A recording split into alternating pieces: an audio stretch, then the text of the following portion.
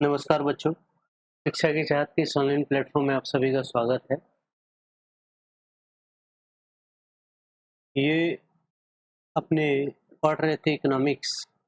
Economics के भीतर पढ़ रहे थे micro economics sorry macro economics.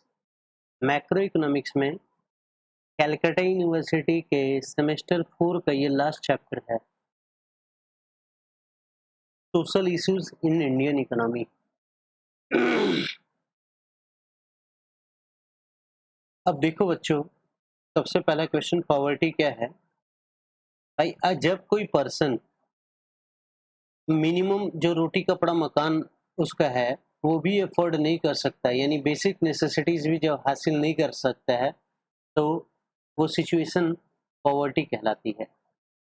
Poverty line क्या है इंडिया में? इंडिया में पॉवर्टी लाइन माना गया है कि अगर आप गांव में रहते हो और आपको 2400 कैलोरी फूड, और शहरों में अगर रहते हो 2100 कैलोरी फूड से कम अगर आपको मिलता है तो आप गरीब हो। यानी हमारी पॉवर्टी लाइन क्या है? 2400 कैलोरी 2100 कैलोरी है। अब गांव में ज़्यादा क्यों है? गांव में फिजिकल वर्क थोड़ा ज़्यादा होता है, इसीलिए गांव में 2400 कैलोरी है। The poverty line can be defined as the cut off level of per capita consumption expenditure per month which is needed to maintain acceptable standard of living. एक सम्मानजनक स्टैंडर्ड ऑफ लिविंग जीने के लिए जो minimum आपको consumption करना है per capita यानी प्रति व्यक्ति के अनुसार, वही क्या है? पॉवर्टी लाइन है। अब देखो विशियस सर्कल ऑफ पॉवर्टी क्या होता है। इसको ऐसे समझो कि अगर हमारे देश का पर कैपिटा इनकम लो रहेगा, यानी हर व्यक्ति के पास जो कमाई है वो कम रहेगी, तो वो सेविंग भी लो करेगा। और नेचुरल सा बात है, अगर सेविंग कम होगा तो देश के भीतर इन्वेस्टमेंट भी कम होगा। इन्वेस्टमेंट भी अगर कम होगा तो नेचुरल सा बात है प्रोडक्शन हमारे यहाँ कम होगा। अब प्रोडक्शन कम होगा तो इनकम भी हमारा कम होगा। तो ये एक सर्कल है जो बना हुआ है आपस में। यानी पहले अगर आपका इनकम कम है तो सेविंग कम होगा, सेविंग कम है तो इन्वेस्टमेंट कम होगा, इन्वेस्टमेंट कम है तो प्रोडक्शन कम होगा, प्रोडक्शन कम होगा तो वापस से आपका इनकम कम होगा। हमारे देश में गरीबी का कारण क्या है? सबसे पहला डिफेक्टिव प्लानिंग। भाई हमारे देश में जो भी प्लानिंग वगैरह हुई है, अभी तो नीति आयोग है, पहले प्लानिंग कमीशन था, तो जो प्लानिंग बनता था वो उसमें हमेशा कुछ ना कुछ डिफेक्ट रह जाता था। ये एक कारण है। दूसरा कारण है पॉपुलेशन का ग्रोथ। भाई हमारे यहाँ पॉपुलेशन दिन दूना रात चौगुना तरक्की कर रही है। अभी हम लोग नंबर 1 पे अब आने ही वाले हैं। तो पॉपुलेशन ज़्यादा होने के चलते भी गरीबी ज़्यादा होती है। मान लो मेरी कमाई 20,000 रुपया है, हमारे दो का कॉन्सेप्ट पे रहेंगे तो पर कैपिटा इनकम 5,000 रुपया हुआ। लेकिन अगर हम दो हमारे 2 दर्जन कर लेंगे तो खाने को किसी को कोई कुछ नहीं मिलेगा। Unemployment and under employment. भाई बेरोजगारी हमारे यहाँ ज़्यादा है। हमारे यहाँ जितनी फैक्ट्रीज वगैरह बनती हैं, जो एम्प्लॉयमेंट अपॉर्चुनिटी जनरेट होती है, उससे ज़्यादा तो आबादी बढ़ जाती है। और सरकार का प्लानिंग भी डिफेक्टिव है, तो वैसे रोजगार नहीं मिल पाता। जिनको मिलता है वो उनके लायक नहीं है। आप लोगों ने टीवी देखा भी होगा कि नाली साफ करने का काम करने के लिए एमबीए लोग भी अप्लाई कर रहे हैं कि नौकरी मिल जाए। इंक्रीजिंग प्राइस लेवल और इन्फ्लेशन। भाई 2009 में आटा 8 रुपया किलो था, अभी 32 रुपया किलो है। तो आटा 4 गुना तो बढ़ गया, लेकिन 4 गुना क्या इनकम बढ़ा है? नहीं बढ़ा है। तो जो व्यक्ति 2009 के तुलना में, मान लो किसी का 5,000 रुपया कमाई था 2009 में, और 2021 में अगर उसका 10,000 भी हुआ होगा, तब भी तो वो आधा पेट ही खा सकता है। तो गरीबी उसके यहाँ भी आ जाएगी।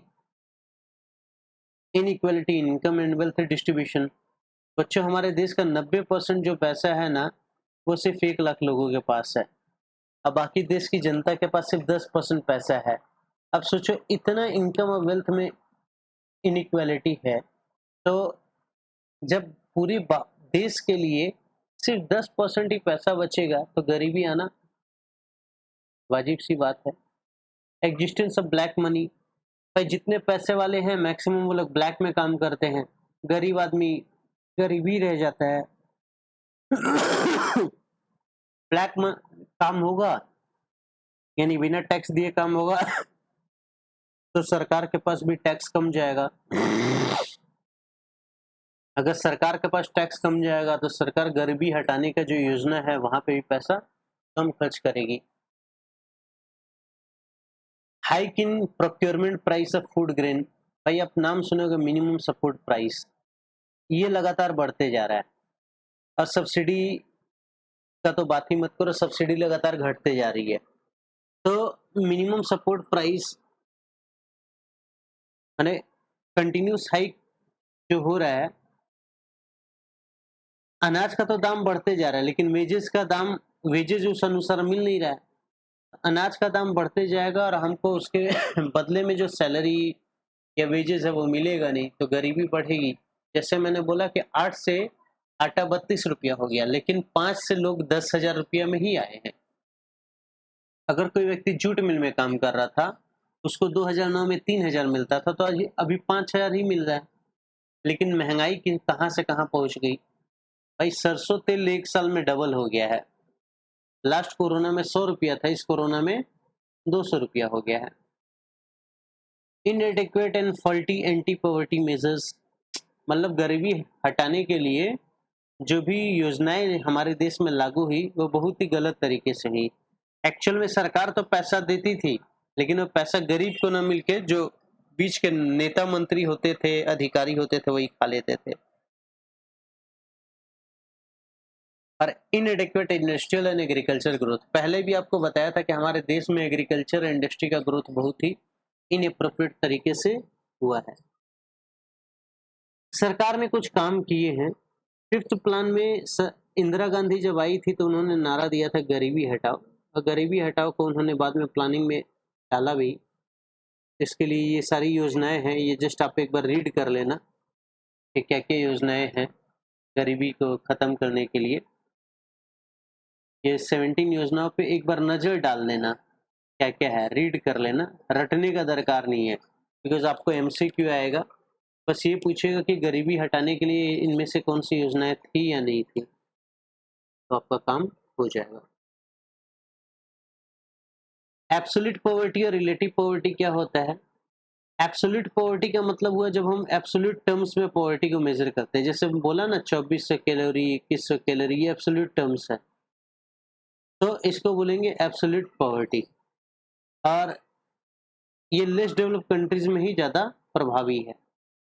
अब minimum standard of living is first let down and next, उसके बाद मिनिमम आप निकाल लेते हो कि इतना होना चाहिए, तो उसके बाद हम कितना कंजम्पशन करेंगे, इस तरीके से ये निकलता है।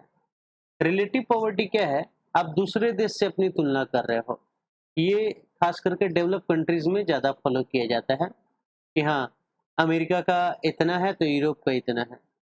बस इसका कॉन्सेप्ट आप ध्यान रखो कि एब्सोल्यूट क्या है और रिलेटिव क्या है। एब्सोल्यूट में आपको एब्सोल्यूट टर्म्स में, चाहे वो इनकम के रूप में हो चाहे कंजम्पशन के रूप में हो, निकालना पड़ेगा। रिलेटिव में क्या है? आपको तुलना करनी है दूसरों के साथ। पॉवर्टी एस्टिमेशन सरकार को नहीं।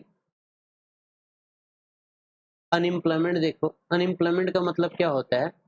A person who is not gainfully employed in any productive activity is called unemployed. मतलब आपके पास क्षमता है, आप काम करना चाहते हो बट आपको काम नहीं मिला, तो आप अनएम्प्लॉयड कहलाओगे। अनएम्प्लॉयमेंट कितने तरीके का होता है? एक होता है वॉलंटरी। वॉलंटरी मतलब आपको काम मिल रहा है लेकिन आप काम करना नहीं चाहते, तो वॉलंटरी अनएम्प्लॉयमेंट हो गया। एक होता है फ्रिक्शनल। फ्रिक्शनल में क्या होता है? जब आप एक जगह से दूसरे जगह जाते हो काम करने के लिए, या एक जॉब छोड़ के दूसरा जॉब में जाते हो, तो कुछ दिनों के लिए आप बैठे रहते हो, 10 दिन 15 दिन, वो हो गया फ्रिक्शनल अनएम्प्लॉयमेंट। कैजुअल क्या होता है? कुछ काम सीजनल होते हैं, जैसे कंस्ट्रक्शन में हो, कैटरिंग में हो, एग्रीकल्चर में हो। जब ये काम हो जाएगा उसके बाद आप फिर वापस से बैठ जाओगे। शादी का सीजन तो साल भर नहीं चलता है, शॉर्ट टर्म कॉन्ट्रैक्ट होता है शादियों का। शादी का काम खत्म, फिर आप बेरोजगार हो गए। कैटरिंग में अगर काम कर रहे हो तो। अब यहाँ जो मैंने सीजनल बोला और ये सीजनल में थोड़ा अंतर है, वो शादियों का सीजन का बात कर रहा था और ये दूसरे सीजन्स की बात कर रहा हूँ। जैसे हॉलीडे का बात किया जाए तो लोग गर्मियों में छुट्टियां मनाने ज़्यादा जाते हैं। और एग्रीकल्चर में भी देखोगे, एग्रीकल्चर में साल भर काम नहीं होता है, पर्टिकुलर सीजन्स होते हैं जब खेतों में काम पड़ता है, उसके बाद लोग बेरोजगार हो जाते हैं। स्ट्रक्चरल अनएम्प्लॉयमेंट क्या हुआ, जैसे आपने देखा होगा पहले बैंक में लोग मैनुअली काम करते थे, अब बैंक में सब कुछ कंप्यूटराइज्ड हो गया। तो कंप्यूटराइज्ड हुआ तो कंप्यूटर के आने से क्या हुआ, मैनुअली काम करने वाले लोग बेरोजगार हो गए, वो स्ट्रक्चरल अनएम्प्लॉयमेंट हुआ, उनको वीआरएस दे करके भगा दिया गया। टेक्नोलॉजिकल अनएम्प्लॉयमेंट क्या होता है, जब भी कोई नई टेक्नोलॉजी आती है तो पुरानी टेक्नोलॉजी बेकार हो जाती है। जैसे मोबाइल आने के बाद क्या हो गया, लैंडलाइन फोन का मैन्युफैक्चरिंग बंद हो गया, अब जो लोग उसमें रोजगार पाए हुए थे सब क्या हो गए, बेकार हो गए। साइक्लिकल अनएम्प्लॉयमेंट क्या होता है बच्चों, ये बिजनेस साइकिल आपको पता है, ये बूम है, ये डिप्रेशन है, ये रिकवरी है, ये रिसेशन है, डिप्रेशन फिर से बूम। तो कहने का मतलब क्या है कि जब जब हमारे देश में रिसेशन आता है यानी इकोनॉमी में डाउनफॉल आता है या डिप्रेशन आता है, उस टाइम पे क्या होता है, बेरोजगारी बढ़ जाती है, जिसको बोलते हैं साइक्लिकल अनएम्प्लॉयमेंट। क्रोनिक अनएम्प्लॉयमेंट क्या होता है, जब हमारा देश का विकास पूरी तरह से रुक गया हो और अनएम्प्लॉयमेंट लॉन्ग टर्म फीचर हो, तब क्रोनिक अनएम्प्लॉयमेंट कहलाता है। डिसगाइज्ड अनएम्प्लॉयमेंट क्या होता है, आप मान लो आपके पापा की ये दुकान है, पापा इस दुकान में बैठ रहे हैं और साल का 10 लाख रुपया कमा रहे हैं।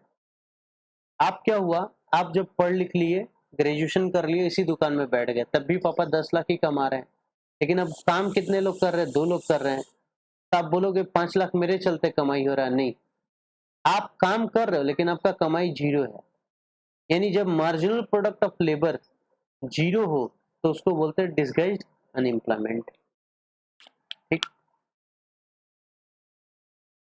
बोल रहा है the first 8 forms are called open unemployment, इनको बोलते हैं open unemployment. In the last situation the person is actually employed, माने एक्चुअल में वो काम कर रहा है लेकिन उसका प्रोडक्टिविटी क्या है, जीरो है।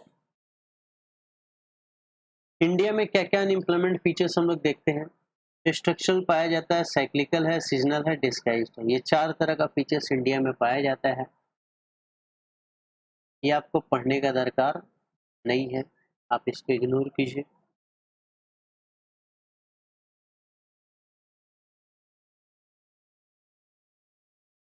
अब हमारे देश में अनएम्प्लॉयमेंट का प्रॉब्लम इतना ज्यादा क्यों है, इनएडिक्वेट इकोनॉमिक ग्रोथ। भाई चाइना वगैरह को देखोगे, चाइना हम लोगों से ज्यादा ग्रोथ कर रहा है, तो चाइना के तुलना में भारत का ग्रोथ कम है, वहाँ पे मैन्युफैक्चरिंग सेक्टर बहुत ही पीक पे है, ये एक कारण है। हमारे यहाँ पॉपुलेशन बहुत तेजी से ग्रोथ कर रही है, ये भी एक कारण है। इनएडिक्वेट इरिगेशन फैसिलिटी, भाई इरिगेशन प्रॉपर्ली हमारे खेतों को नहीं मिल पाता है तो लोग बेरोजगार हो जाते हैं। इनएप्रोप्रिएट टेक्नोलॉजी, अगर स्टार्टिंग से आप मैक्रो का क्लास कर रहे हो तो मैंने बहुत बार बोला कि हम लोग टेक्नोलॉजिकली बहुत ही पिछड़े हुए हैं, ये भी एक कारण है हमारा अनएम्प्लॉयमेंट का। एजुकेशन सिस्टम भी, हमारा एजुकेशन सिस्टम सड़ा हुआ है, ये जो पढ़ाते हैं वास्तविक जिंदगी में उसका कुछ काम वाम नहीं आता है।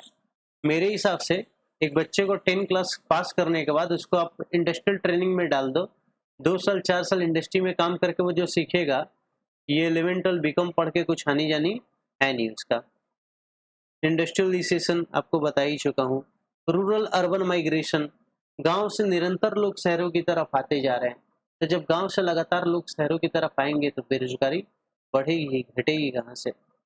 Among the other causes of unemployment, lack of mobility of labour, disappearance of cottages, small scale industries, मतलब यहाँ पे रोजगार ज्यादा मिलता था वही खत्म हो गई, ये सब कारण है। गवर्नमेंट का प्रयास क्या है, सिर्फ आपको योजनाओं का नाम याद रखना है, मतलब आप रीड कर लीजिएगा कि योजनाएं क्या क्या है, आप देखोगे कि पॉवर्टी इरेडिकेशन का जो प्रोग्राम्स है और ये प्राय आपको सेम ही मिल जाएगा। तो यहाँ पे बेटा हम लोग का ये भी चैप्टर खत्म होता है। तो इस तरीके से आपका macro economics Calcutta university semester 4 का पूरा कंप्लीट होता है। अब हम लोग माइक्रो की तरफ ध्यान देंगे। तब तक के लिए नमस्कार।